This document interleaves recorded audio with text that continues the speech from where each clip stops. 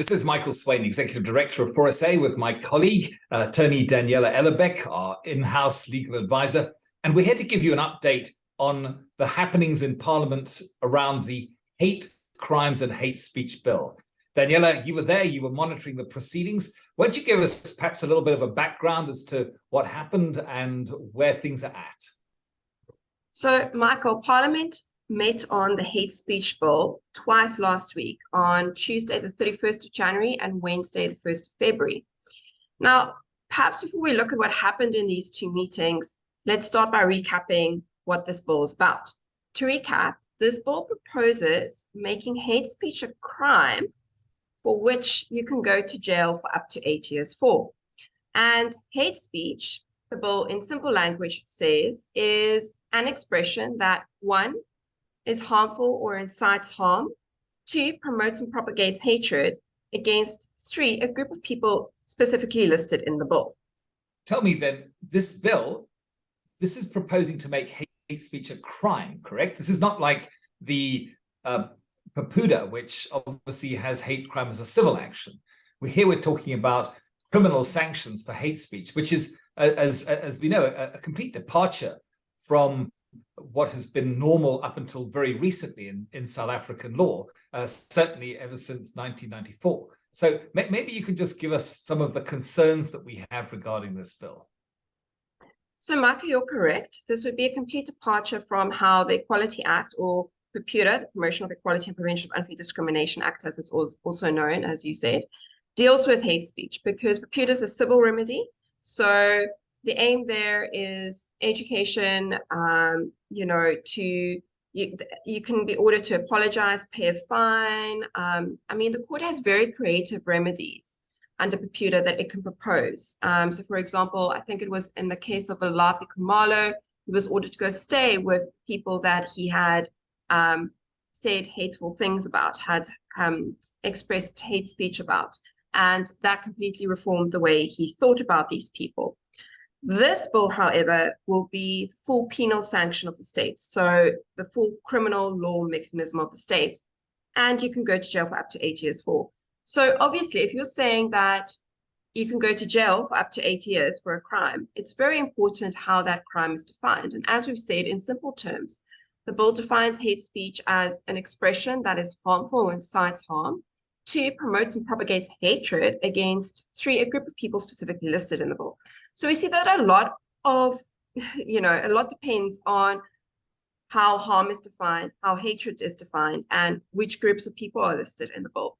And this is where the poor hits the fan, because we often say that the devil is in the detail, and that there is always, and this has been a deep concern of 4SAs in many of these types of legislations that we faced in the past, that we face the law of unintended consequences. In other words, especially when it comes to criminal issues, things should be very crystal clear for people so that they know what can or cannot put them in harm's way, so to speak, because you don't want to find yourself in a position whereby you can literally be arrested, charged, tried, and potentially convicted. So maybe you could just run us through then some of the real concerns that we have surrounding the definitions that are contained in this bill, which will, as we know, make it a criminal offense if you fall foul of those.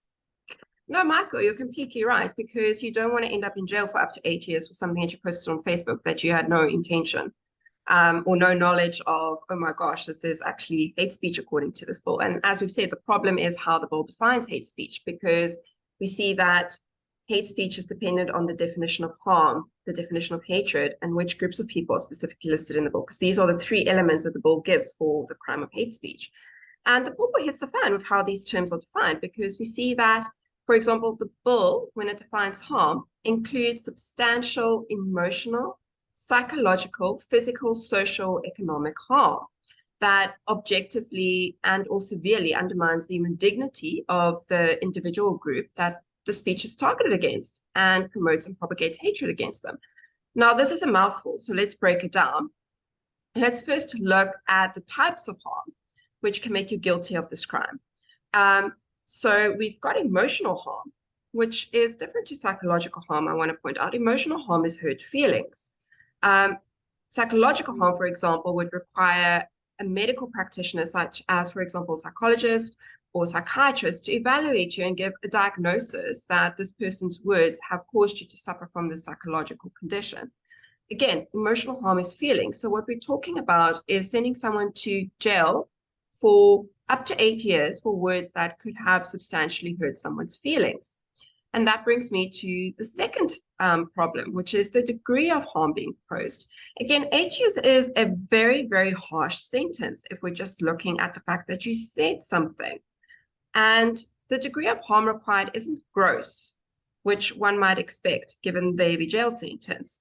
Rather, it is just substantial.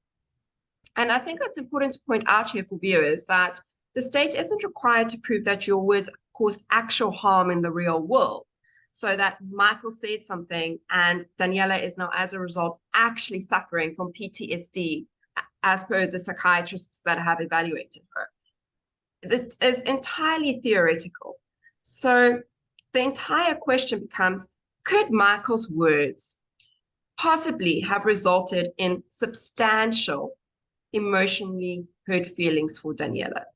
And to emphasize the point, you could be judged to be criminally harmful irrespective of whether anyone in reality actually suffered any emotional harm. So whether or not Daniela actually even had hurt feelings. Yeah, and that is so wide and so broad and so subjective that, again, when it gets worse. Worse. Let's go on to the worst cases scenarios, because they might actually be normal scenarios. So, Michael, I mean, harm also, as we've said, includes concepts such as social harm, which is a loose and goose concept. To put it in perspective, the Department of Justice hasn't even yet, at the last meeting of the bill, come up with a definition for this. And they said essentially it's anything that undermines the social cohesion of South African society. And here we're talking about iffy, hard to define, impossible to prove, hence why the department said no causal link should be required, i.e. the state should be required to prove that any harm resulted in the real world. These iffy, hard to define, impossible to prove concepts of harm being included in a criminal law that could see people go to jail for many years. So that is how bad harm is defined, and that's the first element. The second element is undefined. Maybe let's just sum up then briefly. So the bill wants to make it a crime that can land you in jail for up to 8 years for saying something that is, one, harmful or incites harm without even having to prove that it resulted in anything actually happening in reality. And secondly, the second element is promotes or propagates hatred against, number 3, a group of people specifically listed in the bill. Now, we've done the first element, but what about the next 2 elements? What about the promotion and the propagation of hatred against these groups of people specifically listed in the bill? And what other issues or problems do we have with the next 2 elements of this bill? Okay, Michael, so element 1, substantial hurt feelings, theoretical, substantial damage, social detriment, also undefined concept. Great. Turning to the second element, promoting or propagating hatred. Hatred is also undefined, perhaps because it's notoriously difficult to define. Nevertheless, Parliament is proposing to make it a crime to say, display, share anything that could potentially result in, for example, substantially hurt feelings, theoretically, again, because no one's feelings actually have to be hurt in reality, that promotes or propagates some undefined hatred against a group of people specifically listed in the bill. And this brings us to the third element, the group of people specifically listed in the bill that you can't say anything about. And this is also very problematic because the latest version of the bill includes various possibilities for how this list could look like. Some are longer, some are shorter, various options of who should be included. Now, some of these groups of people are highly controversial, such as sexual orientation, gender identity, gender expression, sex characteristics, all of which are undefined in the bill. And I mean, looking at some of the hullabaloos last year that were doing the rounds, I think it was in the 4th term of last year with the Department of Basic Education and unisex toilets. How many of the opinion pieces, how many of the social media posts, how many of the journalist articles could have potentially, because again, yeah, we're talking theoretical, have resulted in substantially hurt feelings. promoting and propagating hatred is undefined, so we don't know what that means. And again, this is a criminal law. You should know exactly what everything means so that you know when you're full foul of it and when you could face up to 8 years for. And we're talking about a very wide list of people included here. I mean, gender identity, gender expression, all of those things. So how many of those journalists, how many of those people posting on social media, how many of those opinion pieces, radio interviews, name it, everything that's being debated in the public realm, how many of those people would have fallen guilty of hate speech the way it's defined in the bill at the moment? And if this bill had been law, would have been facing criminal consequences with up to 8 years in jail. And I would argue that that is something that's exactly the type of thing that we need to be debating as a society. People need to be free to be debating about unisex toilets and gender identity in schools. That is something that should be debated and aired properly and vigorously debated in the public realm. Yeah, no, we've talked about the problem with hate speech. If you define hate speech too broadly, then free speech is commensurately limited. In other words, the wider your definition of hate speech, the narrower your window for actually being able to speak freely. And of course, one of the problems is that if things are undefined and are things very loose in the juice, so to speak, then you tend to self-censor because nobody wants to find themselves in the crosshairs of one of these lawsuits. And I think, we touched briefly as well, and we've mentioned that it is actually easier, according to the current draft of this hate speech bill, to be sent to jail than it is, for example, under Papuda, to be told to apologize or to pay a fine. But you would expect, therefore, especially when things like journalism are potentially impacted, and of course, in our case, where what you might say to express your religion or your faith or your beliefs, that there would be some robust protections or some exclusions in such a bill. So maybe you could just highlight where we are with that. So, Michael, I'm very concerned to say that the exceptions for journalists, academics, artists, religious people offer them no protection at all. And this is because, as we know, the bill says hate speech is when you incite harm or say something that's harmful, that promotes or propagates hatred against a group of people specifically listed in the bill. And the exception says, for example, if you look at the religious exemption, but they all read the same.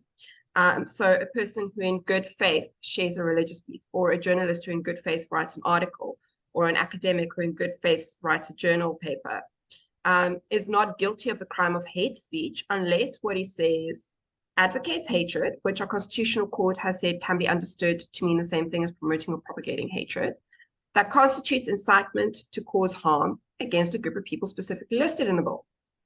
They're the same. So essentially what the exemption clauses say is that you are not guilty of hate speech unless you're guilty of hate speech. So that's no protection at all. And despite MPs in the committee raising the fact that these exemption clauses are circular, nothing has been changed in the bill. Maybe you can tell us what happens next. What is the next step? You were in Parliament for 2 days last week. A lot of discussion, debate took place. Where to from here? So Parliament's Justice Committee is set to meet on the bill again on the 21st of February, although this date may change. And at this meeting, they will vote on whether or not to pass the bill. And the bill will then make its way to the second House of Parliament, the National Council of Provinces, whereafter, if it's passed by the second House, it goes to the President to be signed into law. Now, there is a bit of good news, and that's when the bill is in front of the second House of Parliament, they are likely to open it up for public comments again. Now, as always, should the meeting happen on the 21st of February, 4SA will post the YouTube live stream of that meeting on our Facebook page, Freedom of Religion SA, as soon as it's available. Again, just to emphasize, the bill is not currently open for public comments. It is being considered by Parliament, and 4SA will continue to monitor the process and keep you up to date as it develops. Wonderful. Well, Daniela, thank you for your sterling work. You have really been on top of this right from the beginning. And we've been looking at this issue and monitoring it for many years now. And just want to say to those who are listening, please continue to support 4SA. Please certainly go to our Facebook page, our YouTube channel, our website. You can always get updates on the latest freedom of religion issues. We are, if you like, those who are really standing in the gap for the faith communities of this country. So we would really appreciate if you would click that donate now button and support us as well. So thank you. And until the next time, goodbye. Good day. This is Daniela Ellerbeck, the legal advisor to Freedom of Religion South Africa. Remember to like and share this video and then click on the subscribe button to make sure you never miss our video updates on vital religious freedom issues.